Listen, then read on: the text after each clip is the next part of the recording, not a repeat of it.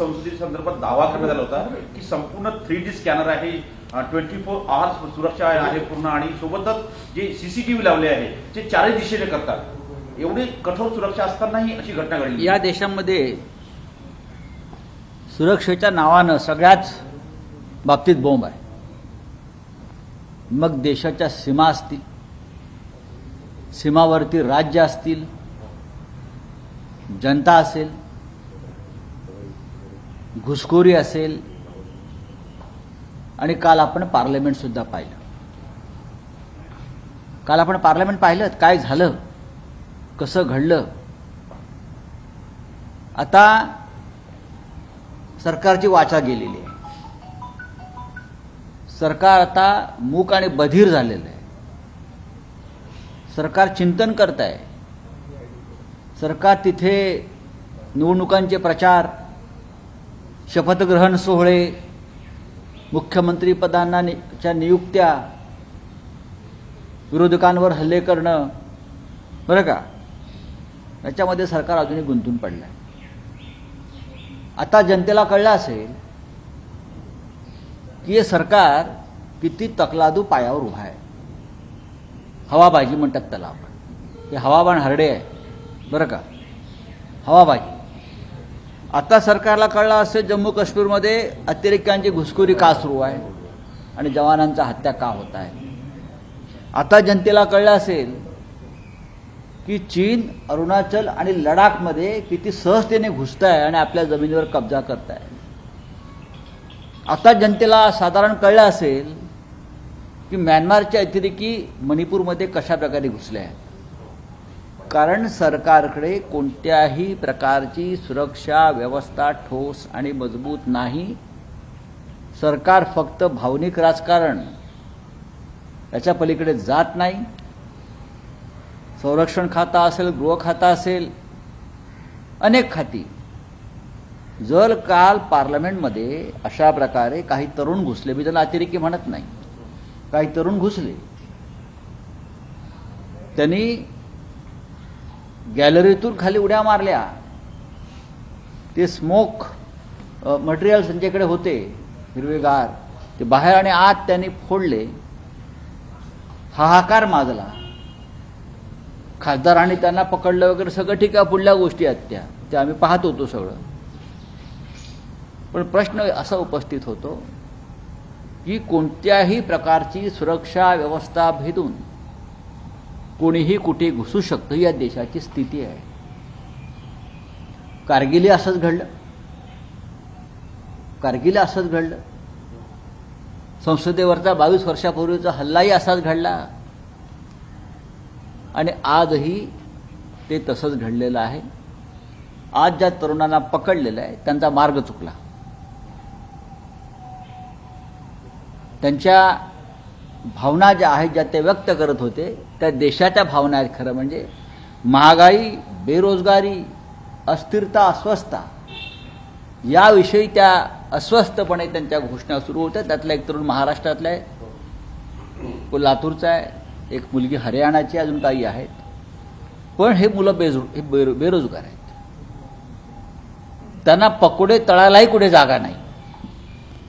Graduate होऊन त्यांना पकोडे तळायची कुठे व्यवस्था मोदींनी ठेवलेली नाही, सरकारने ठेवलेली नाही. त्यातली एक मुलगी जवळजवळ PhD करते. अजित पवारांनी तिला काय मार्गदर्शन केलं पाहिजे. तू आता काय करावंस. शेवटी वैफल्यग्रस्त होऊन हा तरुण या मार्गाने जर निघाला असेल तर ही अराजकाची सुरुवात आहे. ही अराजकाची सुरुवात आहे. या देशातला तरुण, बेरोजगार तरुण अशा प्रकारे जर या मार्गाने जात असेल, त्यांच्या दृष्टीने ही क्रांती आहे, आमच्या दृष्टीनं हा अतिरेक आहे. समर्थन आहे. त्यांच्या दृष्टीनं ही क्रांती आहे, आमच्या दृष्टीनं हा अतिरेक आहे, हा चुकीचा मार्ग आहे.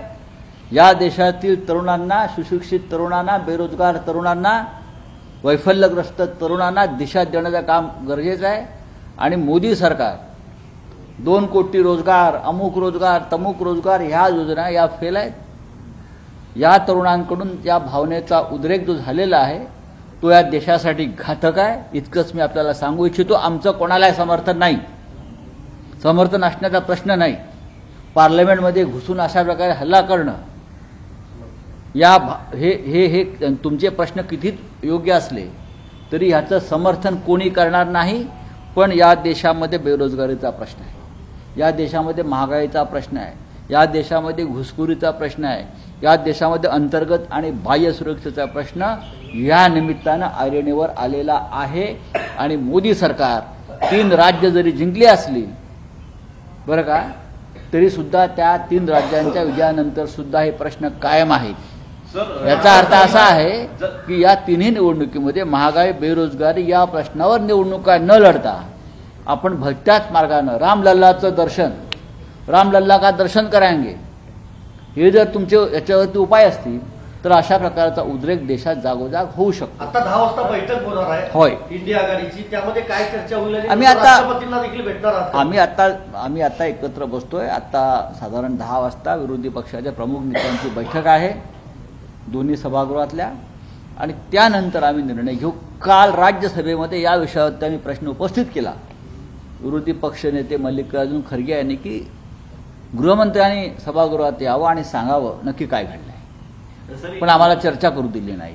सर UAPA खाली गुन्हा दाखल झालाय तरुणांवर, तुम्ही कसं पाहता? नाही ठीक आहे, आता सरकारला जी कारवाई करायची आहे सरकार त्या पद्धतीनं करेलच. कारण माझं असं स्पष्ट म्हणणं आहे की अशा प्रकारच्या कृत्याचं समर्थन त्यांनी कोणत्या प्रश्नासाठी कोणत्या प्रकारे आवाज उठवला बरं का, त्यांचा मार्ग पूर्णपणे चुकलेला आहे.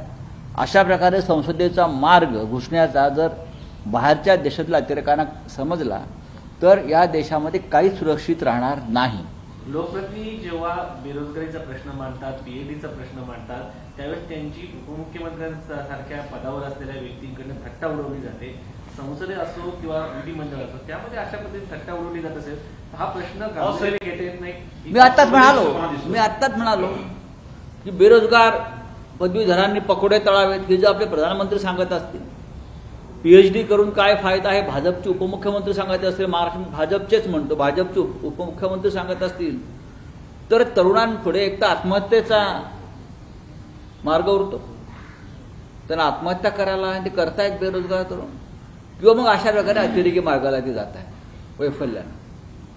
हा एक सामाजिक प्रश्न आहे आणि हा सामाजिक प्रश्न राजकारण्यांनी आणि सत्ताधाऱ्यांनी निर्माण केलेला प्रश्न आहे. 22 वर्षापूर्वी जेव्हा हल्ला झाला होता 13 डिसेंबरला, त्यावेळी दावा करण्यात आला होता की आता यानंतर संपूर्ण संसद सुरक्षित नाही. नवीन संसद जेव्हा स्थापन झाली, नवीन संसद माझ्या दृष्टीनं अधिक असुरक्षित आहे. मी त्या संसदेत जातोय. जुन्या संसदेला अधिक सुरक्षा व्यवस्था मजबूत होती आतमध्ये शिरताना. आता मी आतमधलं सगळं काय सुरक्षेच्या दृष्टीनं सांगणार नाही, पण आम्हाला सारखं वाटत होतं इथे कधी काही होऊ शकेल. म्हणजे अक्षरशः गोंधळ आहे सगळ्यात बाबतीत. तिथे मुळात ते संसद भवन वाटत नाही. संसद भवन ही एक ऐतिहासिक आणि देशाची प्रतिष्ठा आणि प्रतिमा असलेली एक वास्तू आहे. त्याचं एक फील यावं लागतं तुम्हाला. मी संसदेत जातो आहे, मला असं वाटतं मी एखाद्या मोठ्या बँक्वेट हॉलमध्ये चाललेलो आहे. जुन्या संसद भवनाचा इतिहास, त्या भवनातून चालताना मला सारखं वाटायचं की माझ्याबरोबर या देशाचा इतिहास चालतो आहे. मला तिथे घटनापीठाची जागा दिसते, इथे डॉक्टर आंबेडकर बसले आहेत, इथे डॉक्टर प्रसाद बसले आहेत, इथे पंडितजी आहेत. हा इतिहास आपल्याबरोबर चालतोय, वावरतोय. अशा प्रकारच्या भावना जिथे माझ्यासारख्या इतिहासावर आणि देशावर प्रेम करणाऱ्या व्यक्तीच्या होत्या, आज मला तसं काही वाटत नाही. सामनाबद्दल सर टीका करण्यात आली आहे. भाजप उपमुख्यमंत्रीपद आमच्या धोरणात बसत नाही म्हणत असताना आता सगळ्या राज्यात 2-2 उपमुख्यमंत्री आहे ना. त्याबरोबर तुम्ही काँग्रेसवरही टीका केली आहे. वतनदार सुभेदारांना हात लावायची हिंमत काँग्रेसमध्ये नाही. या गोष्टी भाजपकडून शिकण्यासारख्या आहेत सगळ्याच पक्षाने, असं मी म्हणतो. माझी व्यक्तिगत टीका मी करत नाही कोणाला.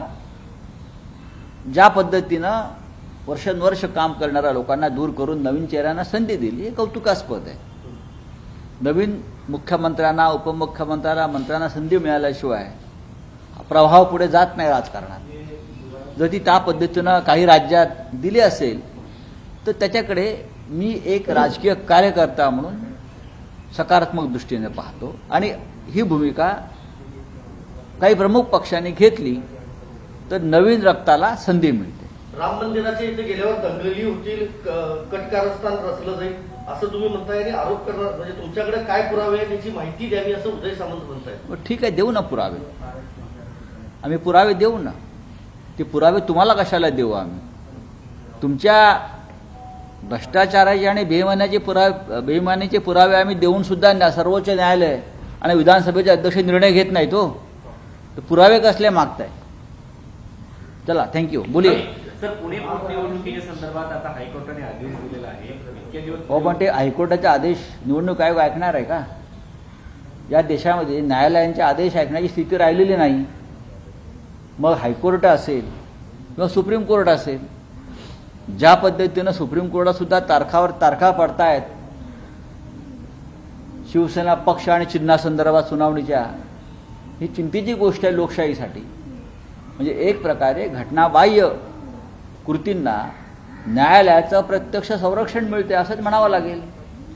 सर, कल जो घटना हुई है संसद में, उसको लेकर आप किस तरह से करेंगे? क्या देखेंगे? हम तो बोलने लायक भी नहीं रहे और सरकार तो मुंह बंद करके बैठी है. 22 साल पहले उससे भी भयंकर हादसा हुआ था और हमको कहा गया था ये नया सदन बना है ये कि फुल प्रूफ सिक्योरिटी अरेंजमेंट है, परिंदा भी अंदर नहीं घुस सकता, परिंदा भी पैर नहीं मार सकता, इस प्रकार से सुरक्षा व्यवस्था है. कल हमने क्या देखा? 2-4 लड़के घुस गए. मैं उनको टेररिस्ट नहीं कहूंगा, लेकिन अपने मार्ग से भूले भटके हुए लड़के हैं, इस देश के नागरिक है, बच्चे हैं, बेरोजगार है. महंगाई बेरोजगारी के बारे में नारे देते हुए अंदर चले गए. मुझे लगता है ये ठीक नहीं है. इस देश के युवाओं की दिशा बदल रही है. वो निराश है, विफलता से निराश है. उसके लिए सरकार जिम्मेदार है. लेकिन सरकार निवडणूक के प्रचार में, चुनाव के प्रचार में है, प्रधानमंत्री से गृह मंत्री तक, संरक्षण रक्षा मंत्री तक. पूरी सरकार सभी राज्यों में शपथ ग्रहण समारोह में बिजी है. यहाँ की सरकार कौन मंत्री बनेगा, कौन जाएगा, उस काम में बिजी है. तो ये युवा है, बेरोजगार युवा है, महंगाई है, उसके ऊपर कौन अपनी आवाज उठाएगा? सरकार क्या कर सकते उसमें? तो ये विफलता आती है लोगों के मन में. लेकिन जो रास्ता चुना है ये लोगों ने, वो रास्ता ठीक नहीं है. देश का सुरक्षा से खिलवाड़ हुआ है और ये कोई बर्दाश्त नहीं करेगा. सर, आज 10 बजे एक मीटिंग है और आप राष्ट्रपति से भी मिलने वाले हैं. देखिए, हम कोशिश करेंगे आज राष्ट्रपति जी से मिलने के लिए. संसद एक ऐसी इमारत नहीं है, ये बिल्डिंग नहीं है, लोकतंत्र की सबसे बड़ी पंचायत है. अब पूरे देश को पता चला होगा कि चाइना में, लद्दाख में चाइना कैसा घुस गया. अब देश को पता चला होगा मणिपुर में म्यांमार के टेररिस्ट कैसे घुस गए, अरुणाचल में चीन कैसे घुस गया, जम्मू कश्मीर में पाकिस्तान से टेररिस्ट कैसे घुस जाते हैं. अब इस देश को पता होगा कि कितनी बहुत ही कमजोर हमारी सुरक्षा व्यवस्था है. हम बड़ी बड़ी बातें करते हैं और कुछ नहीं. 2 बच्चे 3 बच्चे सबसे सुरक्षित जगह पर घुस गए, जिसे हम पार्लियामेंट कहते हैं, और हम कुछ नहीं कर पाए. Thank you. सर, एक सवाल और है आपसे. सर, एक सवाल प्लीज. सर, आपने आज आर्टिकल में लिखा है कि कांग्रेस नेतृत्व परिवर्तन की हिम्मत नहीं दिखा सका. ये जो राज्य बात ऐसी है कि भारतीय जनता पार्टी ने परिवर्तन की हिम्मत दिखाई है. नए लोगों के नए चेहरों को अगर हम सामने लाते हैं, मैं सभी के लिए बात करता हूं, उसमें हमारी पार्टी भी आती है,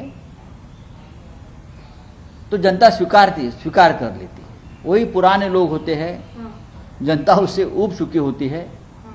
लोगों को अगर बदलाव चाहिए तो ऐसे चेहरे भी हम हर स्टेट में, हर गांव में, हर डिस्ट्रिक्ट में देने चाहिए. तभी इंडिया अलायंस मुकाबला कर पाएगा।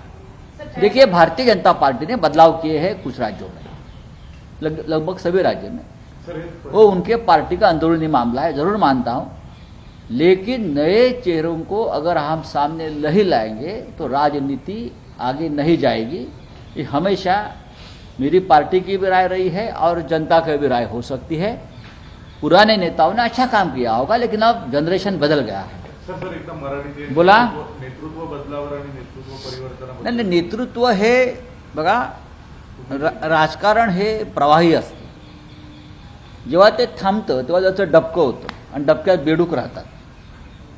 सातत्यानं तेच नेते जेव्हा जनतेसमोर येतात आणि समोरून दुसरा पर्याय येतो तेव्हा जनता नवा पर्याय स्वीकारतात.